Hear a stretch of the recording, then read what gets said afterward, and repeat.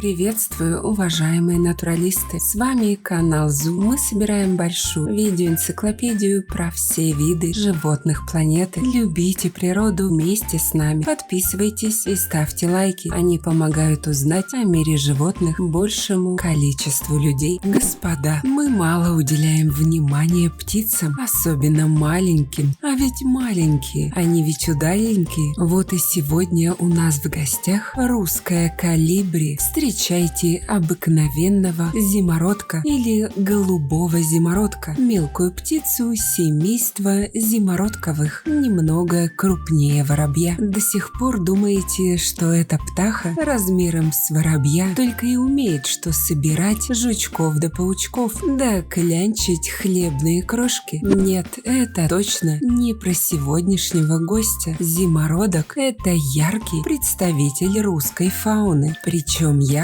во всех смыслах. Пернатый не приемлет серость российских реалий и поэтому не стесняется наряжаться под стать звездам нашего шоу-бизнеса. Зимородок стал настоящим украшением сибирских лесов. Своим соотечественникам из Томска, Красноярска и Новосибирска наш герой передает пламенный привет. И лишь зимой зимородок берет заслуженный отпуск и отправляется на юг. Нет, не в Турцию, а в Африку. Я уже сказала и повторю еще раз о том, что зимородок размером с воробья, длина крыла 7-8 сантиметров, размах крыльев примерно 25, а масса всего 25-45 граммов. Кстати, оперение зимородка вблизи на самом деле тусклое. Его яркость достигается за счет преломления света перьями. Теперь вы точно готовы к разрыву шаблона. Зимородок при всех своих размерах идеальный рыбак. Да, я уже рассказывала про скопу. Тот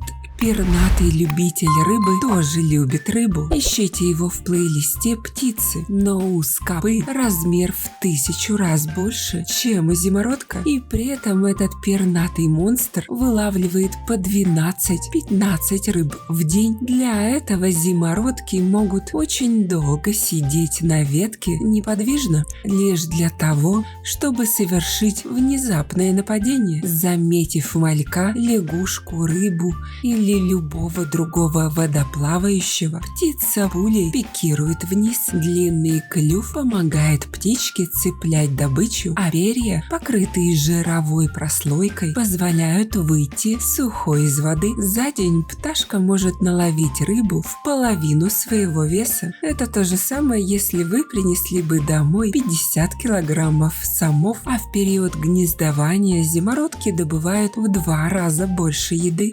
В общем, психи, куда им столько рыбы? Мало того, что наши сегодняшние то ли колибри, то ли воробьи маленькие, так еще и любят уединение, и увидеть их удается очень редко. Голос, кстати, у них похож на прерывистый писк тип-тип-тип. Да, покушать зимородок любит, но еще больше он любит любить. Зимородки моногамны, хотя среди самцов встречаются такие, которые заводят несколько семей. Весной, возвратившись с жарких африканских побережий, птицы ищут себе пару. Самец должен покорить свою избранницу подарком, но вместо букетов цветов и драгоценностей парень, как истинный рыбак, дарит мадам рыбку. Правильно, зачем ей какие-то бриллианты, когда есть свежая рыбка? Если же зимородиха сказала «да» и приняла преподнесенный дар, молодожены тут же погружаются в пучину обустройства быта. Уютное гнездышко птицы не строят. Вместо этого парочка вырывает настоящие бункеры на отвесных берегах. В длину они могут достигать до 1 метра. Усилий на это уходит много, но зато никакой хищник не позарится. Кстати, название птиц – это видоизмененная версия слова «землеройка», так как эти птицы роют туннели по берегам рек. Кладку из 5-7 яиц родители высиживают поочередно. Кормят птенчиков мама с папой тоже вместе. 3-4 недели детишки окружены заботой, любовью и, что самое самое главное – едой. Но это не может длиться вечно.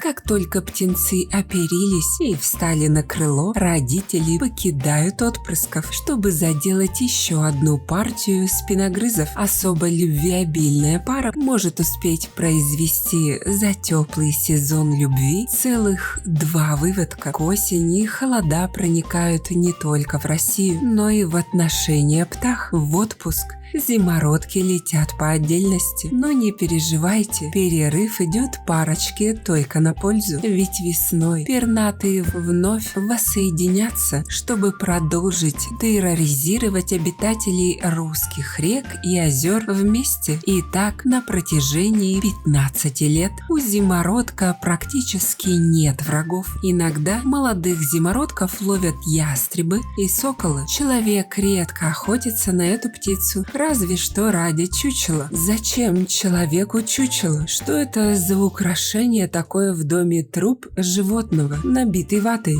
Я не понимаю логики. А вы знаете? Напишите в комментариях, зачем, по-вашему, люди коллекционируют чучела животных.